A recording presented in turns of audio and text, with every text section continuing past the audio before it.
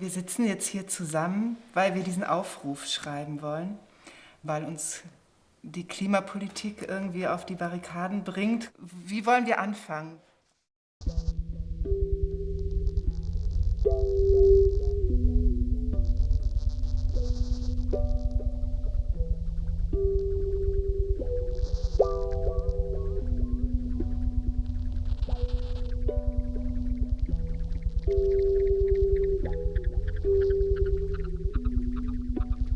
Das eine ist die Wirklichkeit des Klimasystems und die Klimawissenschaft abbilden kann mit ihrer Sprache. Und das andere ist die Wirklichkeit unserer Gesellschaft, unserer Ökonomie, in der wir leben, das ist unsere Lebenswelt. Und die Politik ist einfach in unserer Lebenswelt verankert und schützt diese Lebenswelt. Die schützt die Ökonomie, sie schützt unsere fossilen Praktiken und all das. Und eigentlich brauchen wir einen Mechanismus, einen demokratisch legitimierten, vielleicht im Parlament angesiedelten Mechanismus, der sagt, wir müssen die Wirklichkeit des Klimas in unsere Welt übersetzen und Entscheidungen treffen. Das Problem ist, dass die Politik uns aktuell noch Maßnahmen vorgaukelt. Beispielsweise setzt die Bundesregierung ein Verbot von Plastiksackerl um.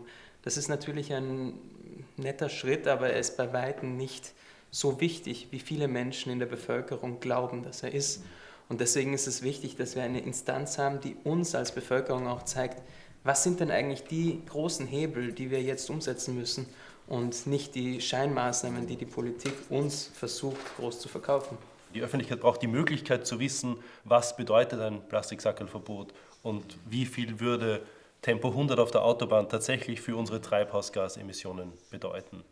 Wir brauchen eine Institution, die auch in der Öffentlichkeit die Glaubwürdigkeit hat, diese Zahlen zu analysieren, zu evaluieren und zu bewerten. Also ich finde es ganz wichtig, dass wir sagen, es gibt eine institutionelle Fantasie. Dieser Weg wurde zu wenig beschritten und das ist das Besondere in diesem Aufruf. Die Institution sollte unabhängig sein. Wenn sie weisungsgebunden ist, ist sie weniger effektiv. Es geht letzten Endes darum, dass wenn wir nichts tun oder wenn der Status quo weitergefahren wird, dann geht es ums bare Überleben und nicht ums gute Leben. Ich hatte den Eindruck, wir überlegen uns gerade, wie wir das Aussterben gerechter organisieren. Genau. Oder das Überleben. Ja. Das wäre ja sozusagen also ein sozialverträgliches Überleben. Also ob man halt sagt, man begrünt sozusagen die gegenwärtige Form von kapitalistischem Leben.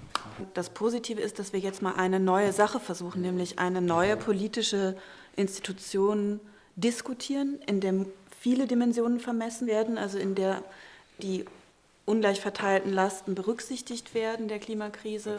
Müsste auch der Sinn der Institution eigentlich sein, dieses vorhandene immense Wissen in effektive politische Maßnahmen zu übersetzen. Also es sollte eben auch dazu gesagt werden, ist es gerecht, welchen Beitrag hat es eigentlich zu meinem Leben? Also ich habe mir gerade dieses Beispiel gedacht, du hast gesagt Tempo 100, ja, bin ich 5 Minuten schneller in Salzburg, aber so und so viele Tonnen, wenn das alle machen. Solche Art von Ergebnissen würde ich damit erwarten. Also die Politiker trauen sich ja auch nicht, bestimmte Maßnahmen durchzusetzen, weil sie fürchten, dass dann die Leute glauben, okay, da kommen wir nie nach Salzburg, nein, es sind nur 5 Minuten. Die internationale Staatengemeinschaft und die österreichische Bundesregierung haben sich dazu verpflichtet, das 1,5 Grad Limit nicht zu überschreiten und Klimaneutralität zu erreichen. Und ich würde gerne ergänzen, und viele Menschen in Österreich unterstützen dieses Ziel auch. Wir sind überzeugt, dass es für eine effektive Umsetzung von Klimaschutz neue Institutionen und Prozesse braucht, um eine transparente, glaubwürdige Entscheidungsbasis für wirksame Klimapolitik zu setzen. Die Auswirkungen der Klimakrise sind bereits jetzt ganz klar ersichtlich. Könnten wir hier die Geschwindigkeit noch reinführen? Dass ich schneller schreibe. Wir rufen die Öffentlichkeit dazu auf, eine solche neue Institution zu entwickeln, die endlich die Umsetzung der von der Politik gesetzten Ziele fordert und kontrolliert. Entwerfen ist schön. Das hat was Projektives, oder? Entwerfen? Also ich glaube, man muss schauen auf Klarheit in der Sprache. Ja, die Dringlichkeit ist jetzt noch nicht drinnen. Okay. Ich finde, man kann es dabei belassen für einen Aufruf. Also, wir haben das hier zusammengetragen. Ich lese euch das vor. Ich hoffe, es passt.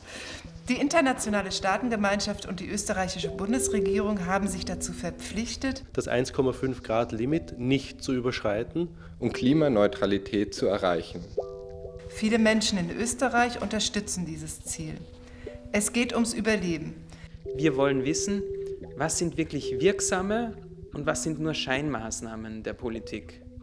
Wir sind überzeugt, dass es für den Klimaschutz neue, unabhängige und glaubwürdige Institutionen braucht. Nehmen wir gemeinsam die Politik in die Pflicht für einen demokratischen, sozialen und klimagerechten Wandel. Wir rufen euch alle dazu auf, gemeinsam mit uns eine solche Institution zu entwerfen. Die endlich staatliche Maßnahmen auf ihre Klimawirksamkeit kontrolliert. Kommt zu unserer Versammlung, die Zeit zu handeln ist jetzt. Passt das so?